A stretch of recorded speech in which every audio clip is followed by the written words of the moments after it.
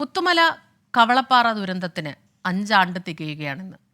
76 പേരുടെ ജീവനെടുത്ത ഉരുൾപൊട്ടലിന്റെ ഓർമ്മകളിൽ നിന്ന് കരകയറുകയാണ് പ്രദേശവാസികൾ.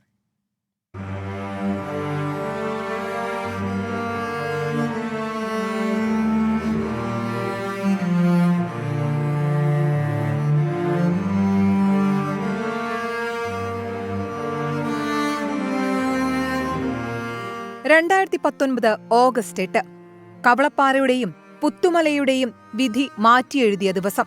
രാത്രി 7:45 മലപ്പുറം നിലമ്പൂർ കവളപ്പാറയിലാണ് ആദ്യം ഉരുൾപൊട്ടിയത്. മണിക്കൂറുകളുടെ വ്യത്യാസത്തിൽ വയനാട് പുത്തുമലയെയും ഉരുൾ വിഴുങ്ങി.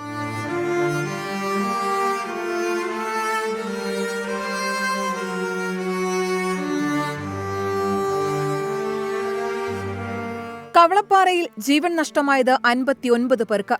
കനത്ത മഴയിൽ മുത്തപ്പൻ കുന്നിന്റെ ഒരു ഭാഗം താഴേക്ക് പതിക്കുകയായിരുന്നു. പിന്നാലെ പുത്തുമലയിലെ പച്ചക്കാട് മലയിലും ഉരുൾപൊട്ടി.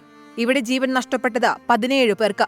കവളപ്പാറയിൽ 11 പേരും പുത്തുമലയിൽ 5 പേരും ഇപ്പോഴും കാണാമറയത്ത്.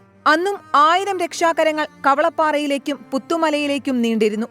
വലിയ ദുരന്തമൊഴിവാക്കാൻ മൈക്കുമെടുത്തു വിളിച്ചുകറങ്ങിയ ജനപ്രതിനിധി, മണ്ണിനടിയിൽ പെട്ടുപോയ ഓരോ മനുഷ്യരെയും തേടി നടന്ന സന്നദ്ധ പ്രവർത്തകർ, സൈന്യവും ഫയർഫോഴ്സും, അങ്ങനെ മനുഷ്യത്വത്തിന്റെ 1000 കരങ്ങൾ.